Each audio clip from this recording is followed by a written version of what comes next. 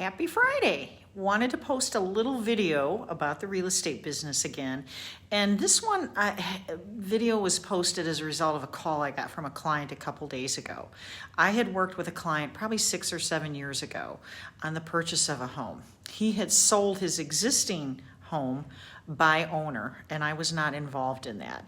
He had found an attorney on his own through the phone book and used that individual for the sale of his residence that he was living in, and then he wished to use that same person when we bought his new home, which we did.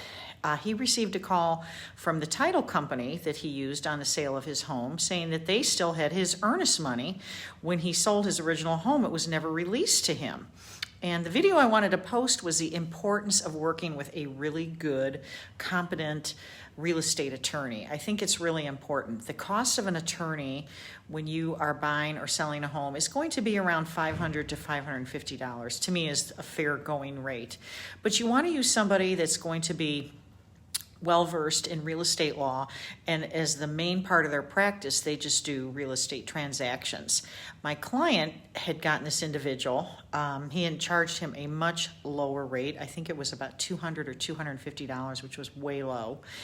Now, I worked with him on the transaction, but I was there to babysit everything. I took care of all the details. I followed up with everything, and I'm in the real estate business, so I had a bit of an advantage. My client who used him on the sale of his home was not in the real estate business and did not have anybody to help him oversee things and look things over. So I was quite surprised when he told me that he had all this money left at the title company, and I guess I'm kind of surprised that the title company wouldn't have caught this sooner. Usually, if you are over one penny, you are walking out of that title company with a check. You are totally squared away. Nobody owes anything. Nobody is due anything when you walk out of there. So I don't know how this happened. Now what's going to happen is the current individual that wrote him the check is going to have to sign a mutual release. The buyer of his existing home that he sold 6 years ago, in order to get earnest money released from a title company or an attorney or whoever holds it, we have to sign a mutual release. And it has to be signed by the buyer and the seller. If someone refuses to sign that, whoever's holding that earnest money can't release it. So I gave him some advice on what he needs to do to get that released, and hopefully he'll get this resolved. But I guess the moral of the story is, it got me thinking about it, is work with a really good real estate attorney.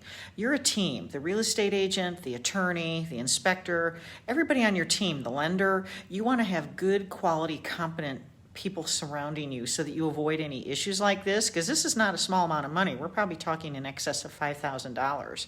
So anyway, it was just a tale to avoid. Make sure you get somebody that does a lot of real estate law. I do not like attorneys that are dabblers. I find they're just a little difficult to deal with in terms of knowing the process and just making it run smoothly. So real estate isn't difficult. I think it's very time sensitive, and that's an important factor when you're working with an attorney, that we're meeting those deadlines and not overshooting something and possibly putting your earnest money at risk. So if you have any questions about the real estate business, you need any advice on what you need to do to get your house ready, you need some information on the market or what you need to do in order to be a good competitive buyer in the seller's market, my name is Jill Lasek. I'm with Barrett & Warner, and I can be reached at 630-816-8701. I hope you guys have a great weekend.